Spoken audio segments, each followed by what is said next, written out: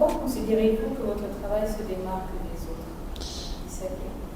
C'est pas à moi de dire si mon travail se démarque de celui des autres. Ça, en réalité, ça ne m'intéresse pas. Ce qui m'intéresse, c'est juste que je me sente bien et que, à la fin, que je sente que j'ai pu vraiment, véritablement réaliser. Mais c'est pas à moi de... En fait, je ne suis pas en rivalité ou bien je ne cherche pas à me comparer aux autres parce qu'en réalité, bien avant que je n'existe, il y a eu certains prédécesseurs. Quand on parle par exemple des Gédéon Pando, on parle d'Angèle Benvin, on parle des Aliou Moussa, on parle des Coco Comenye. Il y a eu des gens, des plasticiens qui ont influencé vraiment nos travaux, qu'on le veuille ou pas. On parle de Joseph Francis Soumeunier, on parle de Joël Pardo. Quand on parle même de Pablo Picasso, tout le temps, on voit juste un humain, mais en réalité, ce sont des propriétés esthétiques. Voilà. Vous allez voir les masques africains, tout ça, on va parler de la toile. Donc, en réalité, mon rôle, je suis artiste. Mon rôle, c'est vraiment de dire même que c'est créer, c'est prétentieux, mais de collecter les émotions, les informations et de proposer quelque chose. Une vision, en fait ma vision du monde, mais je ne cherche pas, c'est pas mon rôle. À bluffer. Oui, à bluffer. Non, en fait, on n'est pas en compétition quand on est artiste. S'il y a une compétition, c'est avec soi-même. C'est-à-dire qu'il faut dépasser le niveau qu'on prétend avoir. Et c'est un faux débat quand on parle de se démarquer, etc., etc. Rien ne se crée, tout se transforme et puis on se nourrit de l'environnement dans lequel on vit. On est le reflet de ce qui se passe. Et il ne faut pas aussi se leurrer, on puise aussi dans la société. C'est vrai qu'il peut y avoir des stocks, comme disait Wilfried Mounier. Il y a des stocks, par exemple, des énergies que quelqu'un emmagasine pour en faire sa sauce, comme on le dit dans le jargon. C'est que moi, je me nourris de mon environnement, je me nourris du textile. Moi, je m'émeus quand il y a des sujets comme le social, l'environnement, quand il y a l'injustice.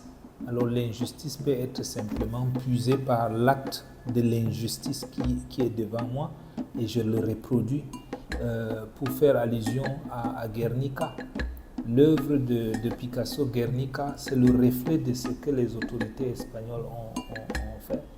Et d'ailleurs, pendant l'exposition, il y a un groupe d'autorités qui sont arrivés, qui ont demandé qui a fait ça dans la salle avec une arrogance certaine. Ils ont demandé qui a fait ça d'une voix comme ça arrogante.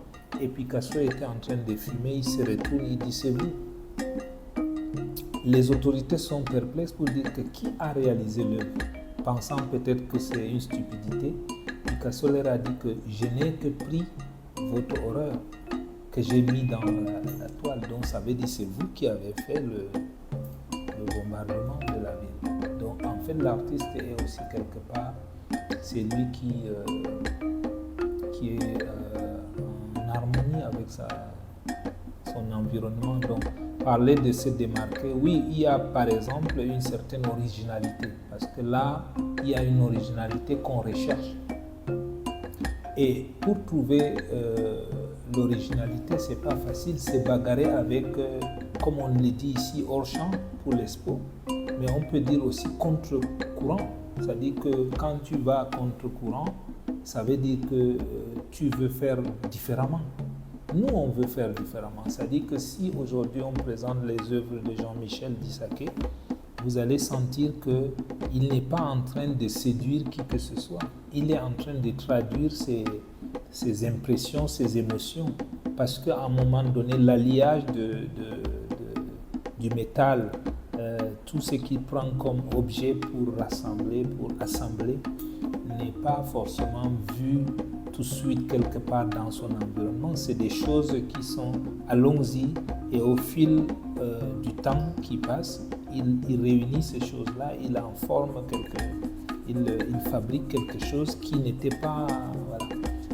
c'est vrai que moi j'ai parlé beaucoup j'ai titillé les gens ici qui font des fleurs, qui vont faire par exemple des couleurs chaudes pour séduire les galeries, pour séduire par exemple les acheteurs ou même pour exister parce que vous savez, il y a aussi l'angoisse de ne pas exister. Quand un artiste il n'est pas dans dans son environnement, il a comme une espèce d'angoisse d'être rejeté, etc. Ça pompe l'air. Et bon, moi je n'ai plus ça.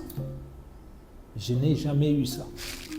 Je ne m'occupe pas de ça en fait parce que je ne suis pas devenu artiste par mimétisme ou bien je n'allais pas...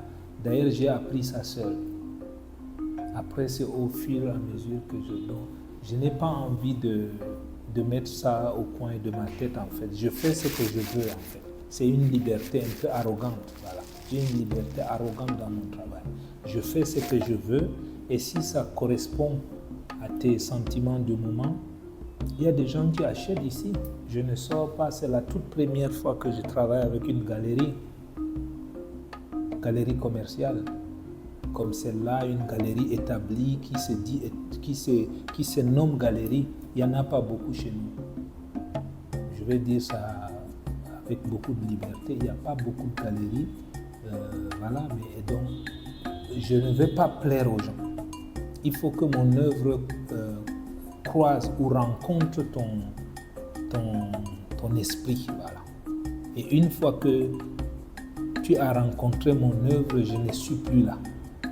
Puisque de toutes les façons, si c'est moi qui te baratine pour que mon œuvre te séduise, le jour où je ne suis pas là, tu n'as pas de dialogue avec mon œuvre. Et ça ne m'intéresse pas. Moi, je suis un artiste qui aimerait que tu établisses un dialogue entre ce que tu prends chez moi, dans mon atelier, et parce que une fois que tu l'auras installé dans ton environnement, je suppose que tu as déjà un certain niveau de dialogue avec ce que tu as ressenti, puisque ce n'est pas moi qui ressens à ta place. J'aurais pu expliquer ça toute la journée, mais ça ne m'intéresse pas de plaire. Je n'ai même pas envie que je plaise aux gens. Si mon œuvre te parle, même si je refuse, tu vas prendre ça. Parce qu'il y a une connexion, comme quelque chose qui serait amputé si je te refuse. Voilà.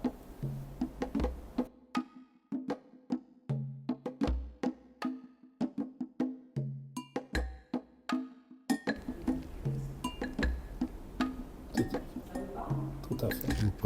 Tout à fait. On est en plein là-dedans parce que en réalité, quand on relie les matériaux, elles sont, en fait, les matériaux sont nés déjà d'une histoire. Parce que quand vous prenez le bois, ça s'appelle de arte povera. Il y a des concepts qui sont nés avant tout ça. Quand tu prends une table, tu veux faire une œuvre avec, il y a déjà un concept avant toi. Sauf que la différence, c'est que la table telle que tu l'as prise au Cameroun, ce n'est pas la même table que tu auras pris au Japon, ou bien que tu auras pris à New York, ou bien, etc. Donc, c'est alors la charge de cette histoire. Où est-ce que tu as pris la table, à qui la table appartenait? Cette charge que tu n'as même pas connue contribue à ce que, au final, quand l'œuvre est déjà, ce que j'aime beaucoup dans ce que vous avez dit, l'accomplissement, comme l'accouchement, mettre au monde quelque chose.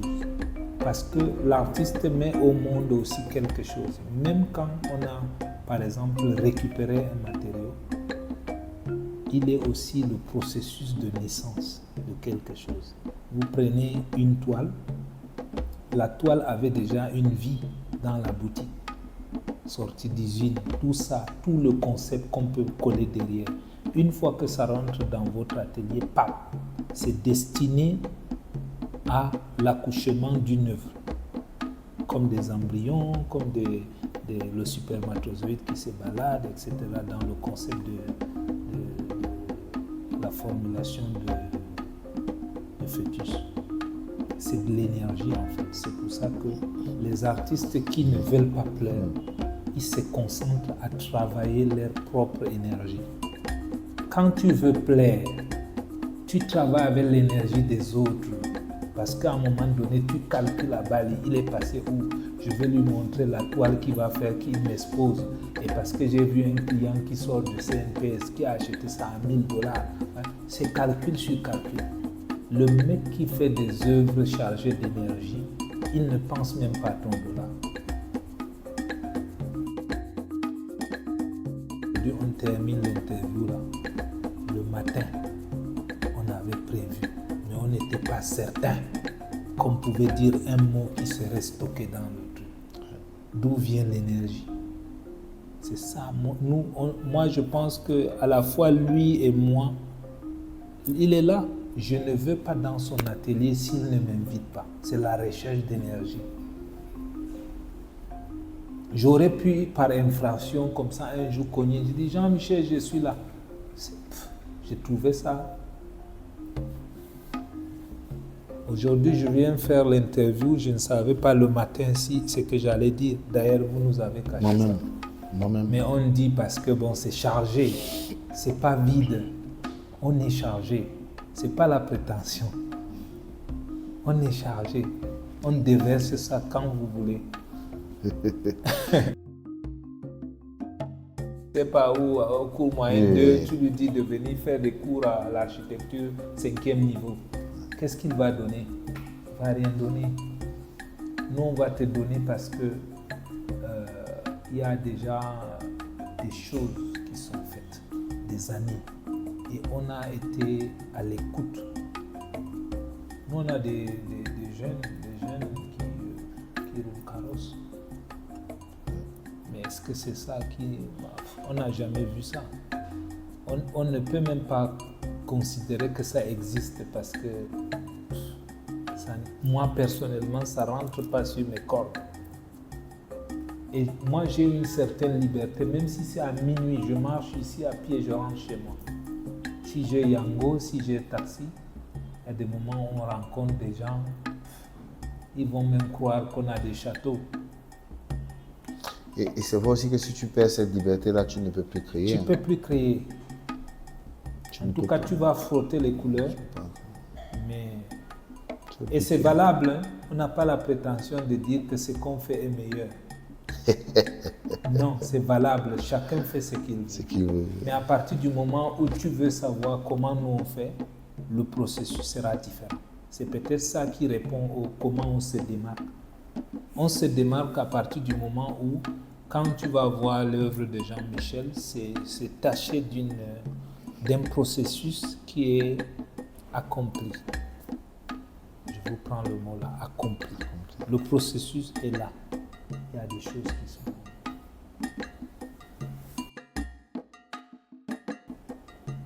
Comment votre parcours artistique a-t-il influencé l'approche actuelle? En fait, il y a un mûrissement, comme une mangue qui mûrit naturellement, qui n'a pas subi ni greffe, ni précipitation ou bien accélération de mûrissement. Je me suis laissé par un processus de refus d'entrer dans ce que je ne pourrais pas aimer. C'est-à-dire qu'on vient me dicter comment je vais faire une production qui est censée être libre. J'ai choisi la liberté. Je me suis formé dans le tas et j'ai observé la course de vitesse que certains à côté de moi ont prôné en fait. Et la majorité ne sont plus là aujourd'hui. Ils ne vivent plus. J'ai dit à quoi bon donc cette vitesse-là?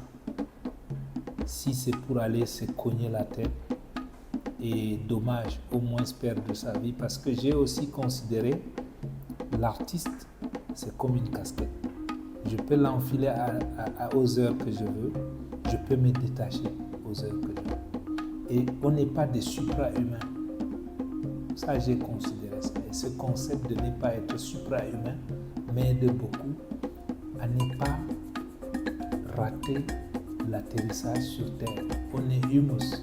Humus, ça veut dire humain. La Terre, décomposition. Moi, je prends le concept de humus, l'humain, la décomposition, la Terre.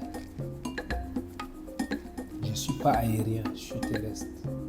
Et je vais retourner là.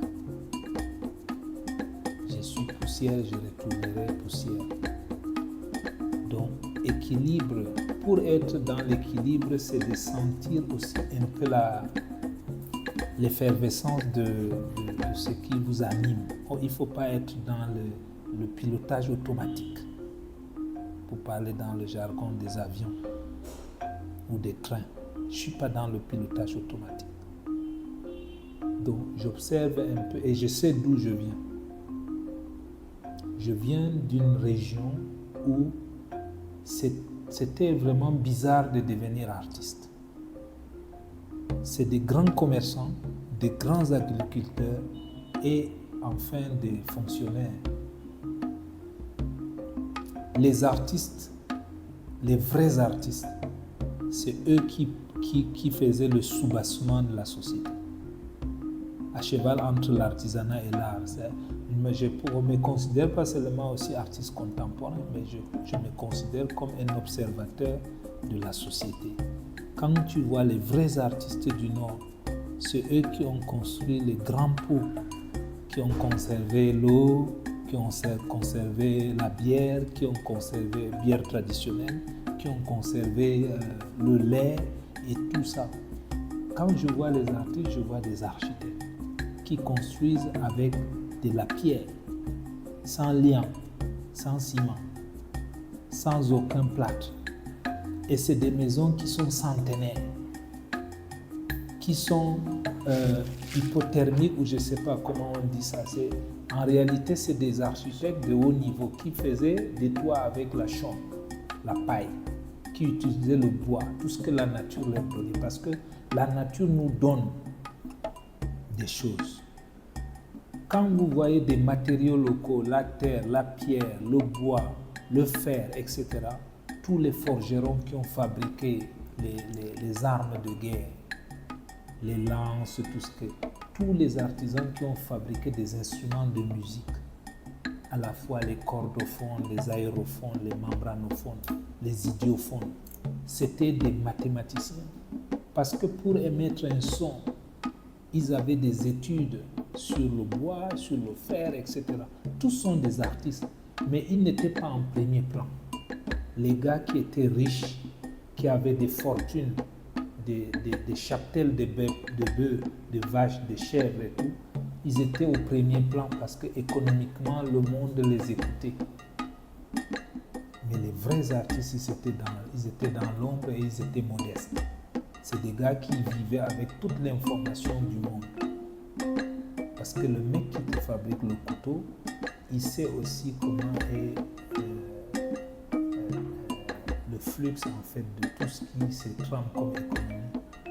Puisque tout le monde utilise le couteau chez lui, tout le monde utilise aussi les ustensiles de cuisine et tout ça. Ils fabriquaient ça avec les coûts qu'ils ont de la société. Ils savaient quelle quantité ils fabriquaient parce qu'il y avait de la demande aussi pour ça. Donc moi, au fur et à mesure, le principe de vie que j'ai adopté, qui pourrait peut-être s'apparenter dans les obédiences comme les soufis font, les bouddhistes font, c'est-à-dire le lien, le centre, chercher le centre. Je cherche dans mon travail à produire quelque chose qui va m'équilibrer personnellement. Ce n'est pas de l'égoïsme. Je voudrais que ça m'influence dans le sens où c'est mon propre équilibre personnel que je recherche.